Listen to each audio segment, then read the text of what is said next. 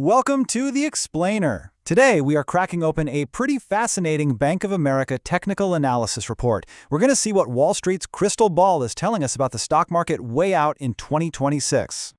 So, let's just get right to it. What's the big number? Well, according to this report, one potential target for the S&P 500 in 2026 is a whopping 7,741. But, how on earth did they land on such a specific and, let's be honest, very optimistic figure? That's what we're here to figure out.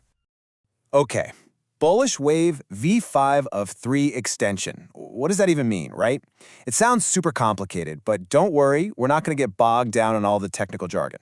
Instead, we're going to play detective and piece together all the different clues, from old school patterns to current market signals that led them to make such a bold call. So first up, let's look at the bull case. The report points to a bunch of indicators. Some of them are classics, and some are pretty obscure, that are all flashing green for 2026. Let's start with a real classic, the Dow theory.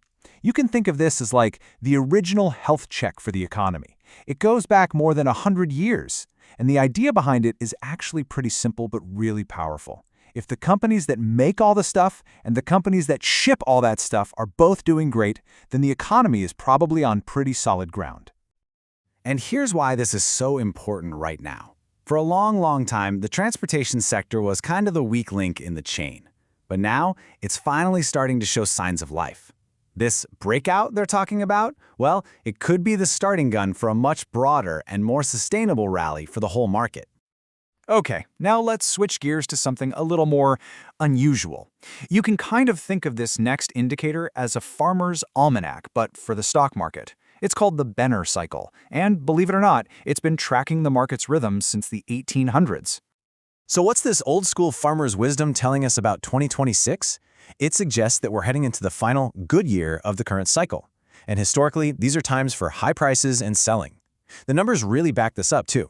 As you can see, these so-called good years have delivered way higher returns on average than the hard years. And here's another really fascinating historical pattern for you, the decennial cycle. It turns out that years ending in the number 6 have a pretty amazing track record. If you look at this data, which goes all the way back to 1871, they tend to be really solid, low volatility winners. It's kind of wild.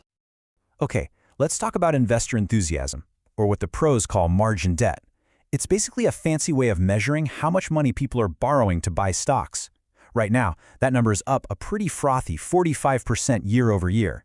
But, and this is a really big but, we're not at those absolutely insane levels we saw right before the dot-com bubble burst. So, yeah, things are heating up, but maybe the party isn't over yet. All right, so that's the sunny side of the street. But it is definitely not all clear skies.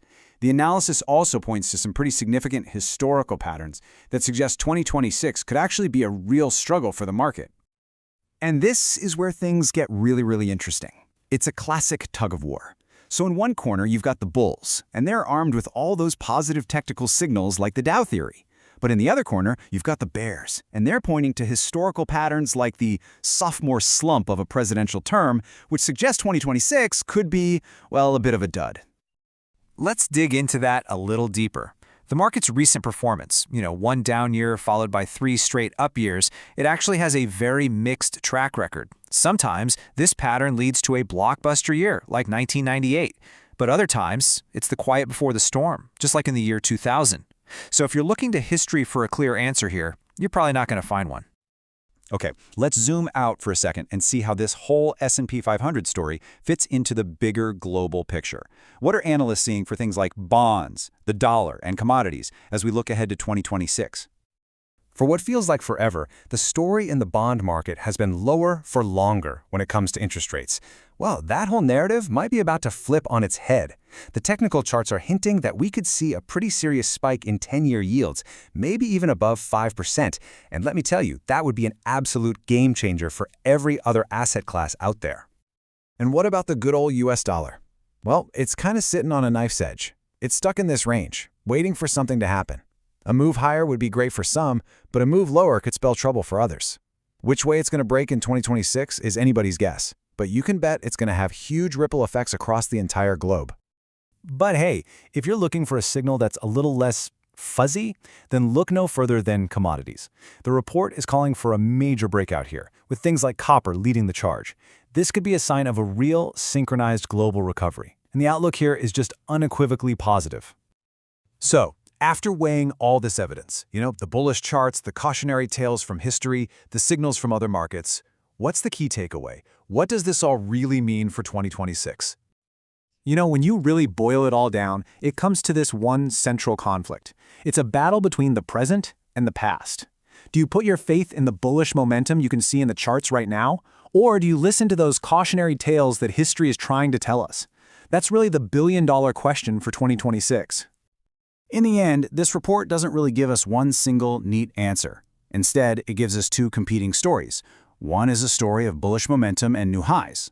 The other is a story of historical headwinds and a need for caution. So the real question is, which story will the market choose to believe in 2026? Only time will tell. Thanks for joining.